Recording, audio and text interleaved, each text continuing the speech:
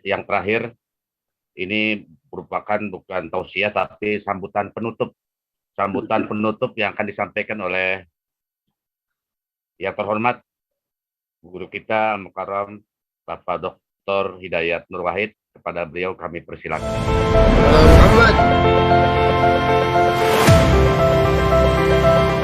Assalamualaikum warahmatullahi wabarakatuh. Waalaikumsalam warahmatullahi wabarakatuh.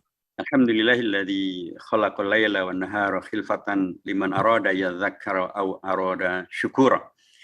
Alhamdulillahilladzi khalaqal mauta wal hayata liyabluwakum ayyukum ahsanu amala.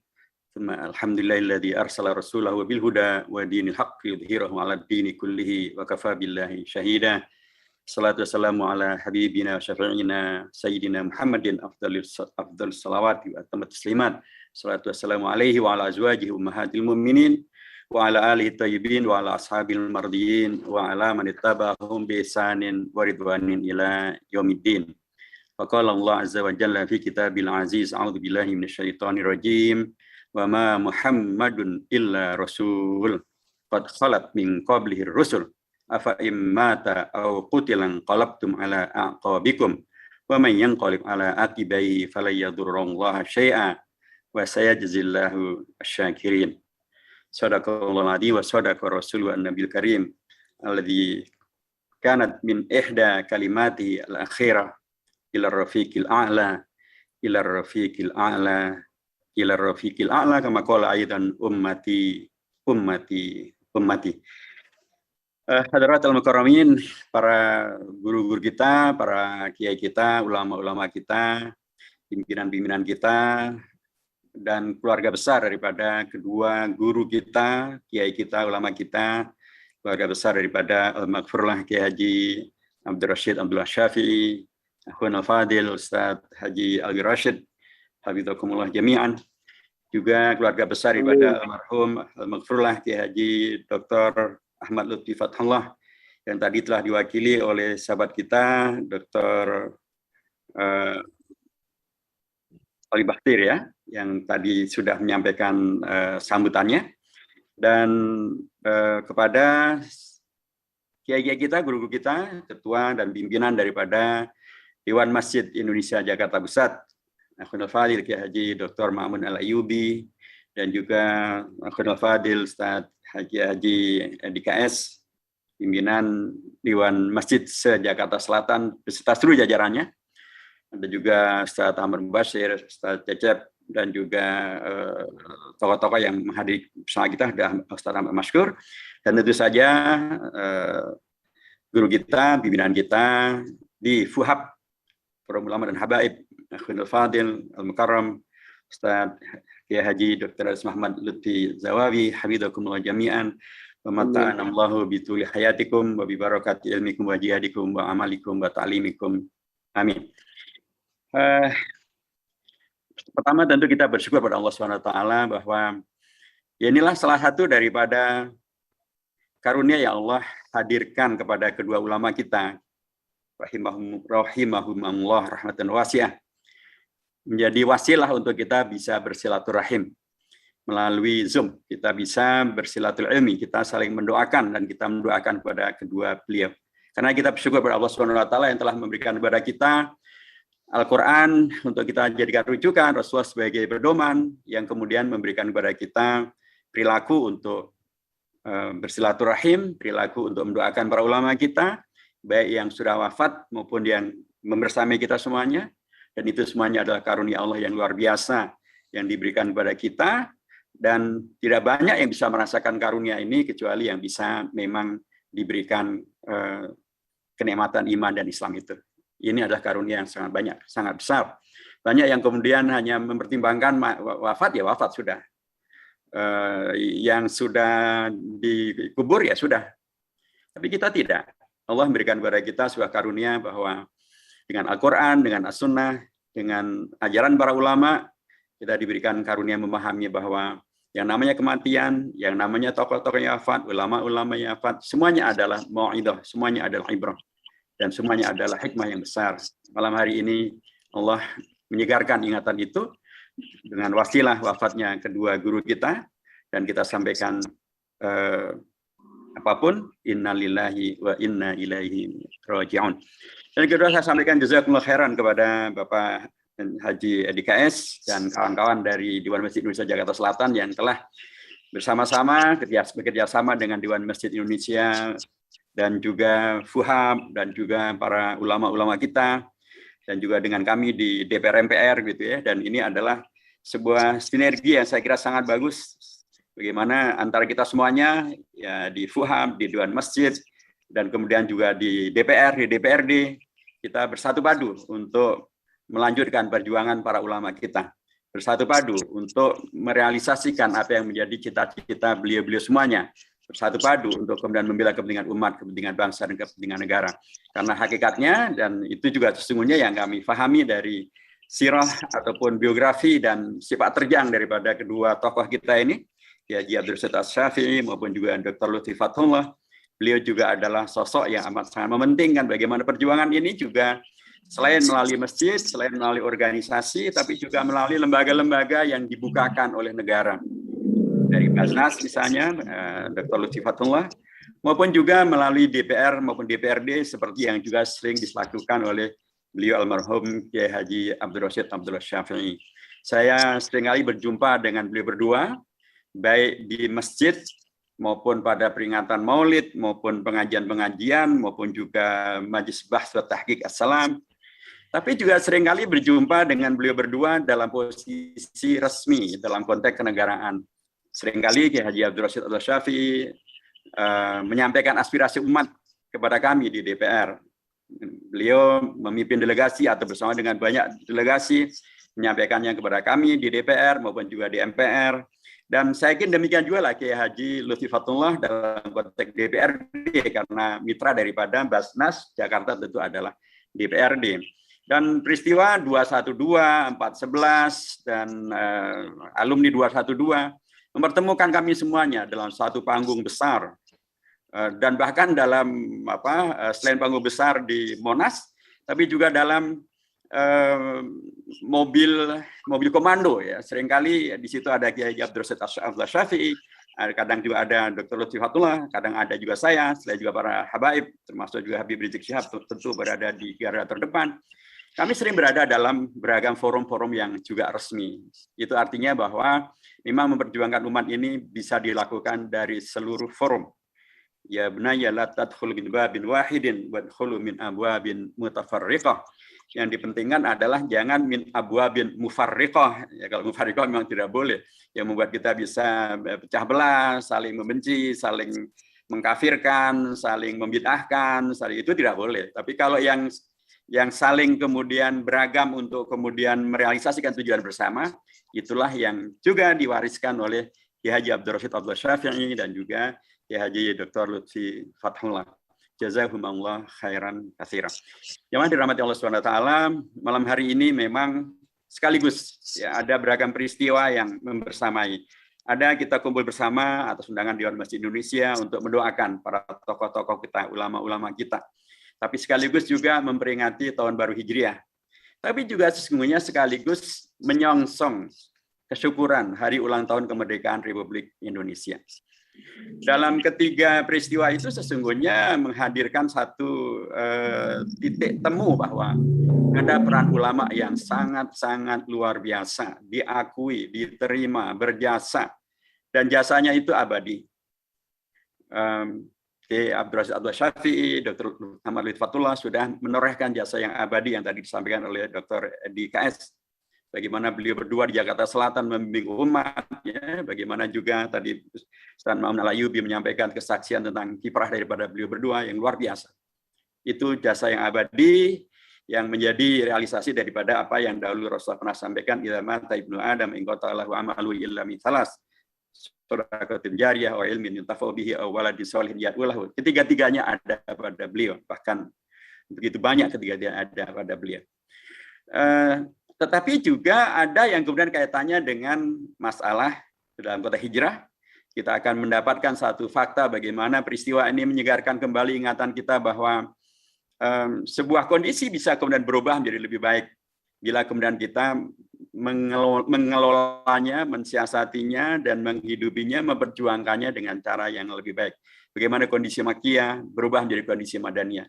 Bagaimana menghadirkan masyarakat Madani. Bagaimana menghadirkan dulu sebelum hijrah selalu umat Islam yang dikalahkan, umat Islam yang diteror, umat Islam yang tidak mendapat kesempatan. Tapi setelah hijrah, umat Islam kemudian bisa membangkitkan diri. Membangkitkan diri bukan untuk menghadirkan terorisme, bukan untuk menghadirkan radikalisme, bukan untuk menghadirkan eksklusivisme, bukan untuk kemudian menghadirkan ketakutan kepada umat Islam, sebaliknya untuk menghadirkan umat yang terbaik, yang khairul ummah, yang rahmatan lil alamin, yang menghadirkan masyarakat yang madani. Dan kemenangan itu pun nanti ditutup dengan ungkapan idza jaa nasrullahi wal fath wa ra'aitan nas yadkhuluna fi dinillahi afwaja. Akhirnya untuk menjadi teroris enggak, menjadi radikalis bukan. Untuk fasabbih bihamdi rabbika astaghfirhu innahu kana tawwaba, menjadi manusia-manusia masyarakat yang akhlaknya mulia, yang budi pekertinya sangat luhur, dan menghadirkan karenanya wa ma arsalnaka illa rahmatan lil alamin. Dan kemudian ketika semangat itu hadir dalam konteks 17 Agustusan yang dirahmati Allah Subhanahu wa taala, kita akan lihat bagaimana dulu para ulama memberikan kepada kita contoh perjuangan menghidupi, memperjuangkan bangsa, menyertai perjuangan bangsa. Para ulama-ulama kita dari Nahdlatul Ulama, Kiai Haji Hasyim Asy'ari, dan putra beliau Kiai Haji Wahid Hasyim, kemudian juga Kiai Haji Maskur, ya, dari Muhammadiyah juga ada Kiai Haji Kahar Mutakhir, Kiai Haji Mas Mansur, Kiai Bagus Hadi Kusumo. Dari partai politik Islam ada Haji Agus Salim, ada Haji Abi Kusno Cokrosioso, ada Haji Mr. Kasman Singwadi Menjo. Mereka para ulama itu bersama-sama dengan tokoh-tokoh bangsa mempersiapkan Indonesia merdeka. Sejak di BPUPK, kemudian di Panitia 9 Piagam Jakarta, menghadirkan pembukaan Undang-Undang Dasar yang kemudian menghadirkan Pancasila di sana. Dan para ulama itu begitu luar biasa memperjuangkan kemaslahatan umat, tapi juga sekaligus kemaslahatan bangsa. Kemaslahatan umat, tapi sekaligus bagaimana kemudian umat bisa menghadirkan Indonesia yang merdeka. Dan ketika kemudian Indonesia diproklamasikan kemerdekaan pada tanggal 17 Agustus, sesungguhnya waktu itu Pancasilanya adalah Pancasila tanggal 22 Juni. Pancasila yang sekarang ini kita terima dan kita sepakati sebagai dasar negara adalah Pancasila yang final, Pancasila tanggal 18 Agustus. Apa bedanya? Ada yang berbeda di sila yang pertama.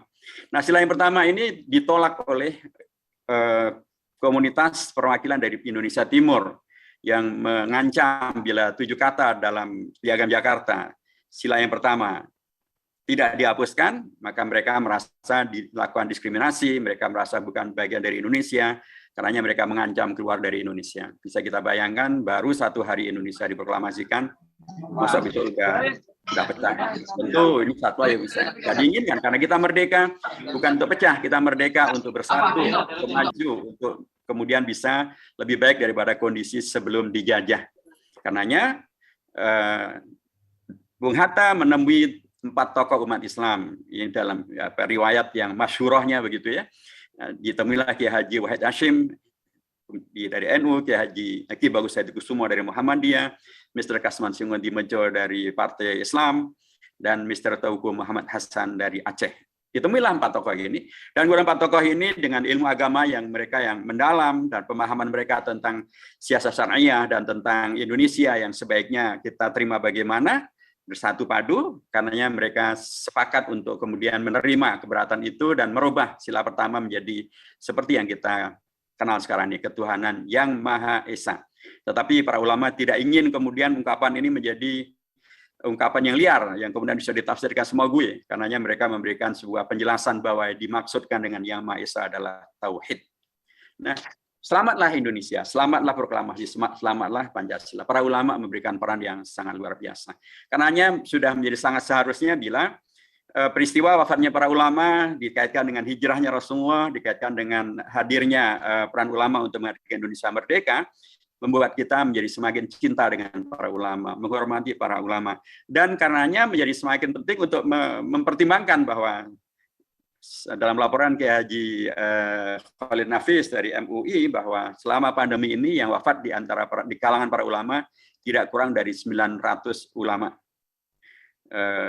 Kemarin bahkan dari ulama Betawi dari Mampang juga ada yang wafat. Kiai Haji Ahmad Bisri Syakur rahimahullah. Kalau dalam catatan Rabithah Ma'ahid Al-Islamiyah yang wafat sekitar 590, jadi akumulasi seluruhnya 900-an itu dan dilaporkan oleh Kiai Haji. Masya Allah. Tentu jumlah yang sangat besar, ya. Sekalipun yang wafat juga bukan hanya ulama tokoh umat Islam, ya. Ketua Persatuan Umat Buddha juga wafat ya, karena COVID juga. Banyak juga pendeta yang wafat karena COVID juga, dan seterusnya dan seterusnya. Bahkan kalau dari kalangan tenaga kerja, tenaga kesehatan, dokter, perawat yang wafat lebih dari 1.400-an orang.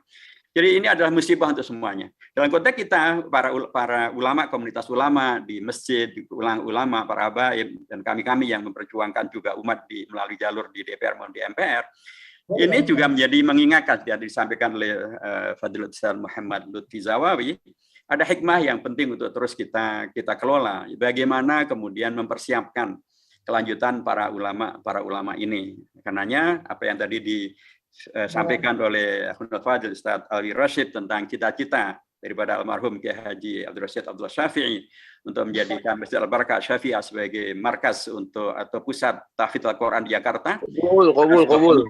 Jangka panjang yang luar biasa. Saya kira sangat wajar bila kemudian kita bisa berkontribusi membantu bagaimana ini bisa terwujud. Supaya dengan cara itu maka program kaderisasi ulama, melanjutkan para ulama itu bisa terus berjalan. Kami di DPR juga sudah mengusulkan agar betul-betul ada upaya untuk meriayah para keluarga yang ditinggalkan wafat, maupun juga anak cucu mereka atau anak-anak mereka yang menjadi yatim dan piatu, agar kemudian jangan sampai sudah kita kehilangan ulama, kita terjadi juga loss of generation karena para anak-anak atau para cucu-cucu atau para yatim dan piatu kemudian tidak mendapatkan perhatian. Tapi ada satu hal yang saya agak prihatin, ya. Dalam kondisi di mana kita prihatin dengan wafatnya para ulama, dalam kondisi di mana kita memperingati Tahun Baru Hijriah dan sekaligus juga kemerdekaan Indonesia, di mana peran ulama demikian sangat luar biasa.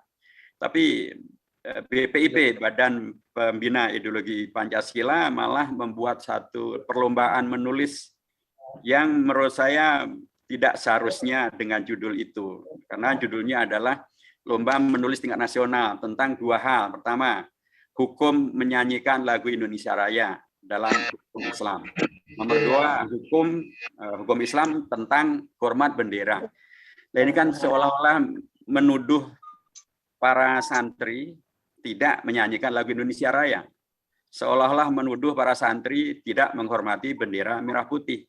Padahal yang menghadirkan Indonesia merdeka dan menghormati bendera merah putih, ya di situ ada peran para santri dan para ulama.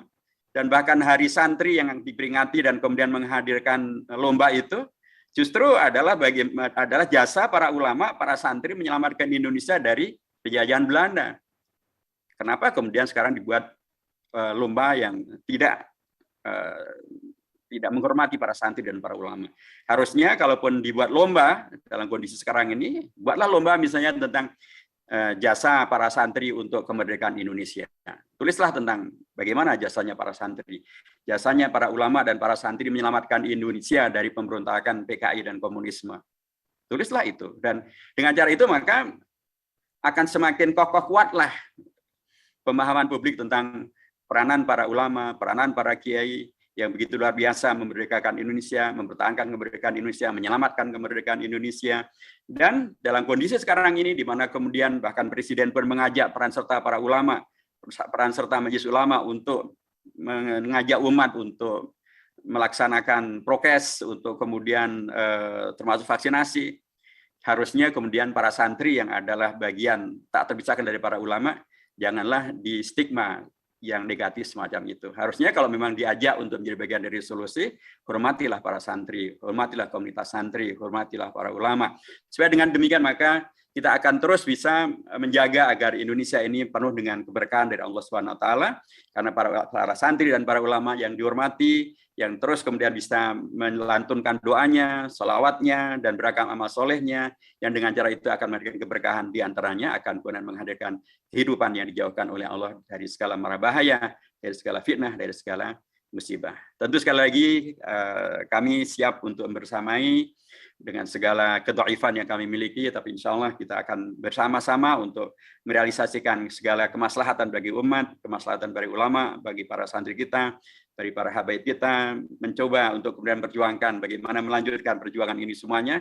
Karena pada hakikatnya ketika kemudian kita memperjuangkan bersama-sama memperjuangkan Gubernur Anies Baswedan menjadi gubernur, tentulah harapannya adalah beliau juga nanti akan bisa merealisasikan banyak program untuk kemaslahatan ulama, kemaslahatan para habaib, kemaslahatan umat, yang itu adalah kemaslahatan warga Jakarta. Karena Jakarta adalah Jakarta, inna fatahna laka fatham mubina, dan seterusnya. Saya kira demikian, jamaah dirahmati Allah Subhanahu wa taala. Sekali lagi kita semuanya sangat berhutang budi, berhutang ilmu, berhutang amal, berhutang doa kepada kedua kiai kita. Hanya sudah sangat sewajarnya dan seharusnya kita selalu mendoakan beliau, baik dalam forum ini maupun dalam forum-forum lainnya, baik di dalam sholat qiyamul lail kita maupun dalam sholat sunnah yang lainnya, dalam segala apa yang bisa kita lakukan, kita bawa, kita sertakan doa untuk para guru-guru kita, wabil khusus untuk rahimahullah, rahmatul wasi'ah, rahimahumullah, Ustaz Kiai Haji Abdul Rashid Abdul Syafi'i, dan juga Ustaz Kiai Haji Dr. Lutfi Fathullah. Jazakumullah khairan katsiran wa barakallahu fikum wa lakum minkum jami'an wa muwaffiq ila aqwamit thoriq wa huwal hadi ila sawa'is sabil. Assalamualaikum warahmatullahi wabarakatuh.